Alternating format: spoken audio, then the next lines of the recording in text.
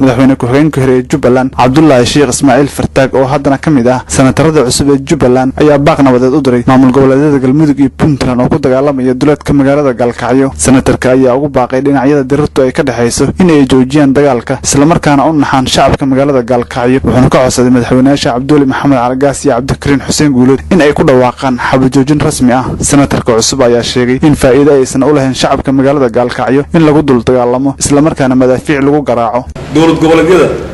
Galmudug iyo Puntland waa laba dowlad goboleed oo Soomaali ah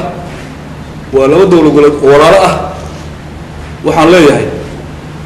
madaxweynayaasha labada dowlad goboleed madaxweyne Cabdullaahi Argaas golihiisa wasiirada golihiisa baarlamaanka madaxweyne ku-xigeenka ismada iyo garaadiyada iyo cuqaasha reer Puntland waxaan baaq u dirayaa madaxweyne Cabdikariin Xuseen Guuleed madaxweynaha dowlad goboleedka Galmudug madaxweyne ku-xigeenka golihiisa baarlamaanka shacabka reer Galmudug cuqaasha waxgaradka culamaa diinka labada dowlad goboleed waxaan idin leeyahay waxa Gaalkacyo ka dhacayo ma aha wax sax ah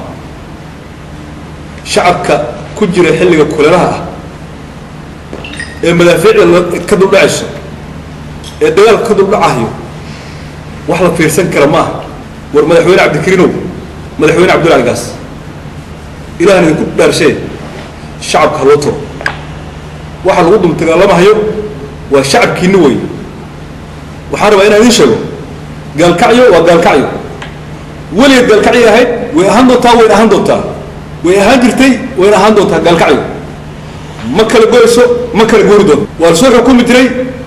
dadku wada garan jireen walaal ay ahayd way isdhaleen waa wiil abti hooyo iyo walaal abi abeer waxaan leeyahay dagaalkaas ilaahayna wuu idinku su'aalayaa hal la joojiyo si uu dhaqsiraha badan loo joojiyo dadkii waxay u qaxeen geedaha hoostooda ku arkayna markaan ka fiirsanayna idaacadaha ayagoo bacay yar ugu dhisan yihiin maalintii waa kuleel habeenkii waa dhaxan waxa dhamaanaya wiilashiina dagaalkaas waxaan ku baaqayaa si degdeg inaad u joojisaan maxaa yeelay Gaalkacyo waxay ahayd Gaalkacyo